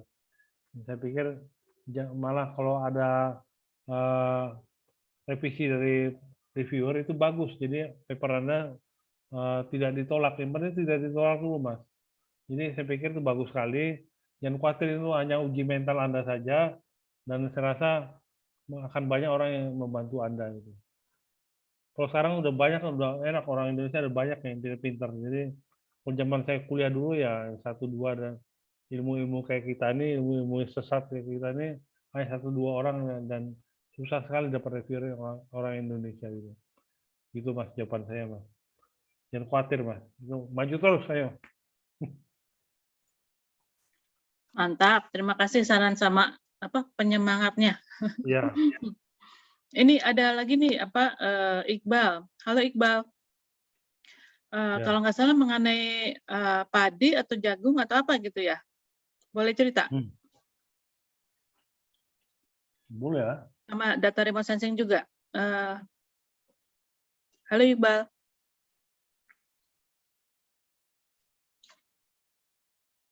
Oh, mungkin lagi nggak ini. Oke. Yang lainnya, apakah ada pertanyaan atau mau berbagi pengalaman? Silakan. Prof. Oh, ya. Silakan yang duluan. Oh, iya Pak Lena. Saya ingin menyambung yang Pak Lena bahas tadi tentang KSA. Jadi kalau yang saya amati di remote sensing itu sekarang banyak dataset yang dibuka ke publik. Dan itu menjadi referensi buat para teman-teman yang suka ngoprek gitu ya di remote sensing, computer vision untuk matching dengan modelnya mereka. Misalkan kan sekarang banyak tuh ya paper-paper tentang modeling AI, machine learning menggunakan dataset. Nah, sebenarnya potensi KSA untuk menjadi data yang misalkan dimanfaatkan banyak orang itu sangat besar kalau menurut saya. Ya, jadi mungkin kalau misalkan bisa dibuat misalkan publikasi terkait ketersediaan data, mungkin nggak semuanya disediakan, snapshot dari sini, kemudian mungkin dipublikasi, kemudian cara menggather crowd-nya itu dengan cara misalkan bikin hackathon, kita sediain datanya ini, oke lah dari BPS, itu sangat berpotensi buat Pak Lena dan tim untuk mendapat citasi yang sangat banyak, karena di luar sana yang saya amati seperti itu. Jadi ada urban sensat dari Stanford atau dari Oxford ya. Jadi Oxford nyediain data.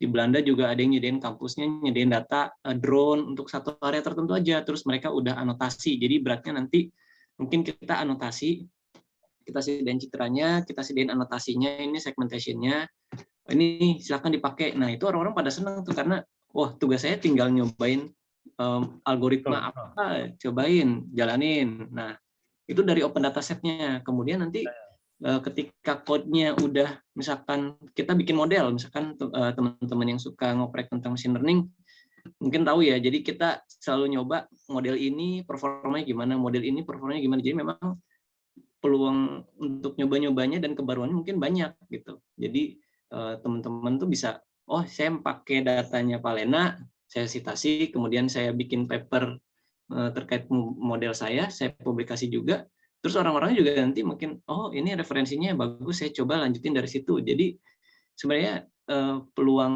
KSA menjadi derivatifnya itu banyak banget lah, turunan-turunannya itu. Kalau bisa di approach ke BPS untuk dibuka itu sangat menarik Pak. Ya bagus sekali, ini memang yang harapan saya dari diskusi hari ini semacam inilah. Jadi tadi Pak Oni dan Bu Marina dan Mas Lena, saya rasa memang inilah yang saya harapkan. Jadi dari hasil diskusi itu kita melihat kepada data-data yang endemik lokal dan bisa ditingkatkan lagi menjadi menjadi data yang disukai orang. Nah, harapan saya beginilah, ini kalau bisa begini akan maju demikian. Nah, kami sendiri contohnya itu saya mempunyai konsorsium Asia Tenggara masalah pemodelan iklim, proyeksi iklim hingga 2100, dan saat ini saya juga memakai hasil model itu dengan program yang lain juga. Program yang tidak ada hubungan dengan itu, saya memakai untuk melihat kapasitas adaptasi dan mitigasi untuk padi dan kopi. Jadi itu saya harapkan sebenarnya PT PSW ini bisa menghasilkan data yang disukai oleh orang-orang banyak, dan dari situ mereka bisa menghasilkan paper dan sebagainya. Nah, kalau sudah begitu maka apa yang saya bicarakan hari ini itu berhasil sukses. Jadi saya mengharapkan begitu. Jadi Bu Marina, jadi ini tadi ngomongan si kawan ini bukan hanya ngomongan kawan, tapi kayak udah ngomongan profesor lah. Jadi memang harapannya ke sana. Jadi ada data-data yang endemik, lokal, dan bisa dipromosikan menjadi data yang dibutuhkan orang banyak di dunia ini. Bagus, bagus. Mantap, mantap. Ya, buat Robi terima kasih banyak informasinya. Mungkin saya perlu belajar banyak ke Robi karena saya itu kayak kalau untuk programming segala macam itu kayak ini udah mentok kan kayak gitu ya, tapi ingin belajar juga gitu. Nanti saya perlu belajar banyak ke Robi terkait itu, dan saya sekarang fokusnya bukan ke padi masalahnya. Mungkin saya metode-metode itu bisa diterapkan untuk komunitas lain. Thank you Robi, nanti saya berguru. Ya, kita nanti adakan hackathon ya. Apalagi makan ketan gitu kan. Ketan. Oh. Mantap. Harapan saya juga ini bukan hanya dari PT PSW, saya rasa harapannya juga di unit-unit lain di BRIN ini juga menghasilkan data-data yang bisa dipakai oleh peneliti-peneliti dari luar. Harapannya begitulah. Iya, karena kita datanya udah banyak sih. Iya. Harus dipromosikan terus. Jadi nanti nama Mbak Marina tiba-tiba citasinya bisa indeks tambah 10 dan sebagainya. Itu kan dunia antar berantah itu susah meramalkan. Jadi amin. Cara yang normal tadi pakai Pak Oni jadi dibikin paper dipromosi segala macam lama itu. Cara yang paling cepat adalah dari data yang endemik, data yang sudah dihasilkan oleh pusat ini dan bisa dipakai oleh peneliti-peneliti lain yang secara internasional, itu lebih baik lagi. Saya rasa hasil pembicaraan hari ini cukup berhasil. Jadi arahnya memang ke sana. Mantap. Gimana Pak Oni? Ya betul, setuju. Setuju Profesor Edwin. Jadi itu kuncinya yang terakhir, bikin yang endemik tadi menjadi global dari dataset yang open. Jadi selain teman-teman itu punya open dataset yang luar biasa dari KSA, jadi datanya ya, bukan dari metodologinya lain-lain, tapi datanya yang KSA itu luar biasa. Walaupun kita mungkin harus kerja sama BPS, tapi ketika ditulis tuh harusnya ada nama teman-teman yang di sini. Itu kalau dipakai luar biasa. Satu lagi sebenarnya, Bu Marina dan Pak Lena ini megang NODC itu, Open Dataset untuk Ocean. Cuma datanya ada di database. Gimana caranya Open Dataset itu kemudian bisa dipublish di jurnal, dan habis itu orang akan make, karena di jurnal itu ada linknya kan. Itu idenya gimana caranya kan, Profesor Edwin tuh tahu tuh kemarin saya lihat yang soal klimatologinya, karena itu juga tuh gimana caranya Open Dataset itu bisa menyebabkan itu. Saya kira luar biasa, karena selama ini kita nggak pernah naruh dataset. Yang dilakukan itu KSA udah banyak ditulis, tapi yang kalau Q1 kayaknya baru laju aja deh yang nulis. Itu pun gara-gara sekolah S3. Kalau enggak, kalau di sini kita nggak ada yang target Q1 ini, gara-gara pos Profesor Edwin nih, dan mendadak BRIN baru produktif nih. Bos Lena baru karena mendadak BRIN terpaksa nulis 5 paper conference. Pak Hertanto 10 paper conference, tapi kita maunya seperti Profesor Edwin, 5 papernya Q1 gara-gara dataset. Gitu Profesor Edwin. Mudah-mudahan kita semua bisa ngikutin Profesor Edwin. Indeksnya minimum 20. Amin. Jadi saya harapkan nanti dari PT PSW ada satu paper induknya mengenai KSA itu. Jadi paper itu jadi paper induk. Nah, datanya ada 1, 2, 3, 4, 5 terserah. Tapi itu menjadi rujukan internasional. Dan rujukan, jadi ada paper induknya dulu, dihasilkan dulu Mas Roni. Jadi paper induknya tolong bikin dulu yang baik, dan kalau bisa terbit K1 lah gitu. Lalu dipromosikan ke negara-negara yang membutuhkan data KS1 tersebut, atau ingin memakai data itu, dan nanti dibiarkan itu bergulir, nanti orang lain yang menghasilkan H-index untuk kita, bukan kita yang kerja keras. Siap, Sebagainya, siap, capek lah. siap. Dan itu boleh Ya. 10 nama ya, jadi nama saya masuk, Prof. Boleh lah, Bisa 20-30. Ya, nggak masalah. Siap. Yang jelas Wani Piro.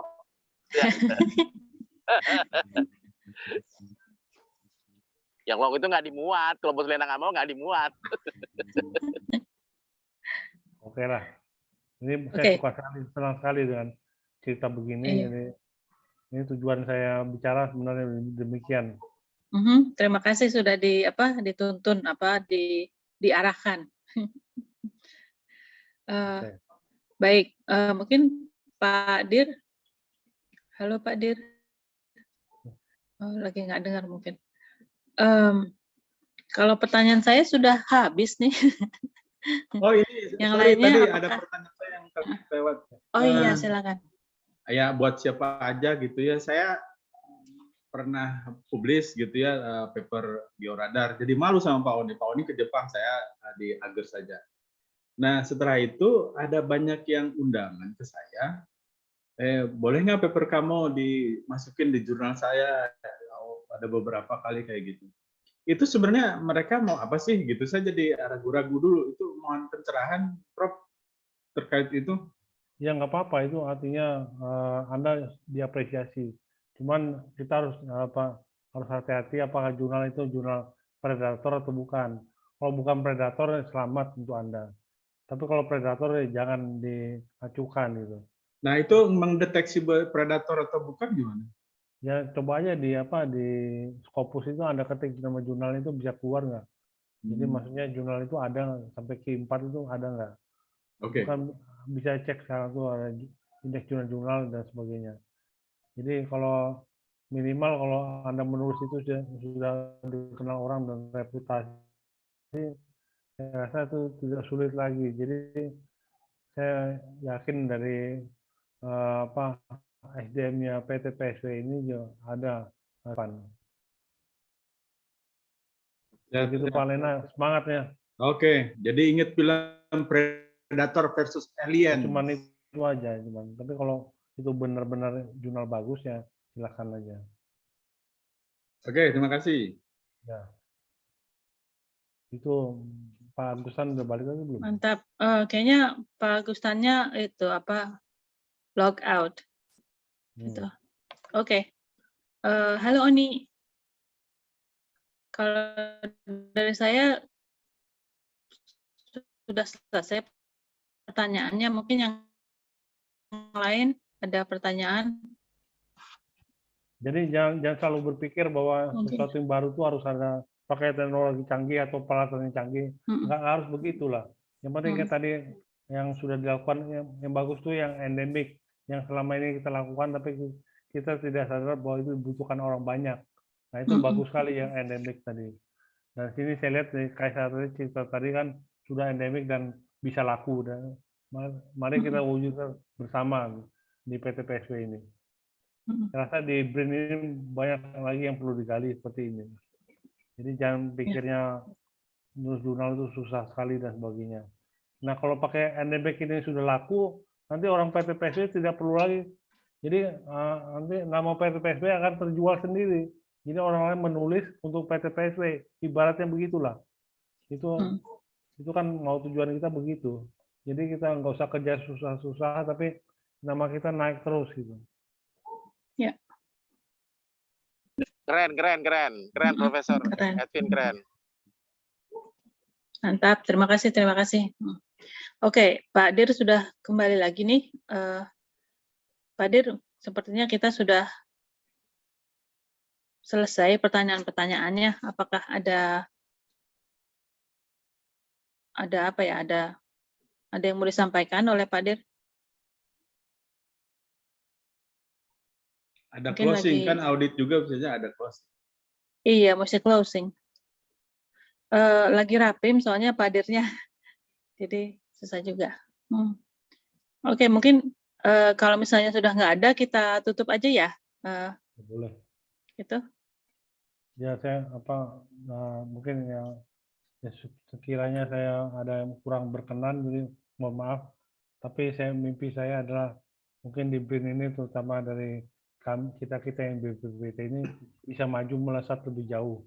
Saya rasa kita ada harapan untuk itu, dan yang penting tadi adalah memunculkan hal-hal yang endemik yang sudah menjadi kebiasaan kerja kita sehari-hari, dan syukur-syukur itu banyak dicari-cari orang gitu. Maunya begitu. Ya. Jadi kita nggak usah mikir penjelajahan ke Mars atau pengen sesuatu yang aneh-aneh gitu. Nggak perlu lah mikir ke Mars atau terbang ke bulan. Kita mulai dari hal yang sederhana saja. Dan itu bisa terjadi dengan diskusi seperti ini. Itu Bu Marina. Ya, baik. Terima kasih saran dan penyemangatnya. Ya, jadi itu yang penting mulai dulu, lakukan dulu, tulis aja dulu. Iya. Ya. Oke, kami berterima kasih sekali sama Profesor Edwin untuk waktunya, untuk saran, arahan, sama wisdom ya. Banyak sekali yang disampaikan pagi ini gitu. Jadi Oni, apakah ada yang mau disampaikan? Atau sekalian tutup aja, Oni? Nggak ada, saya nggak ada. Terima kasih. Siap. Oke, baik. Kalau begitu kita tutup saja pagi ini acara masterclass dari Profesor Edwin Aldrian pagi ini. Sekali lagi kami berterima kasih sekali untuk waktunya dan untuk saran dan semua arahannya.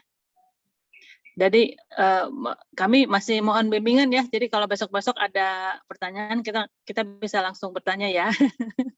Ya, Pak. Oke, ya. Baik. Terima kasih Bapak Ibu semua yang sudah hadir. Terima kasih sekali lagi untuk Profesor Edwin Aldrian. Dengan ini kita tutup acaranya ya. Selamat siang. Ya.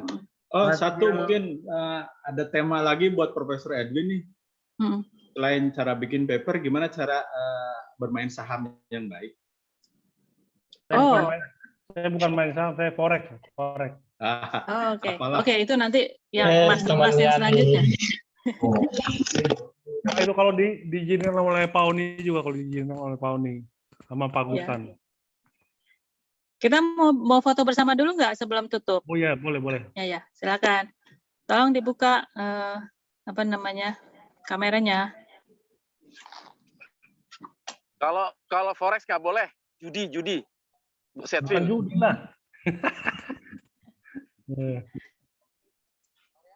Di sini ada pemain forex juga nih, mana cuma Brian nih nggak masuk nih. Siapa itu? Mantap. Forex aja lah, kita mantap itu. Ya. Perbandingannya juga Pak, jangan sampai salah, jangan sampai lose. Oke. Saifuddin, Lutfi, Ian, Dayuf. Oke. Udah mungkin ya. 1, 2, 3. Oke, baik. Oh, Ian barusan nyala. Oke. 1, 2, 3. Baik. Terima kasih sekali lagi untuk Pak Prof. Edwin. Terima kasih Pak Prof. Teman-teman semua. Tetap sehat semua ya. Terima kasih. Selamat siang. Selamat siang. Ya, Assalamualaikum.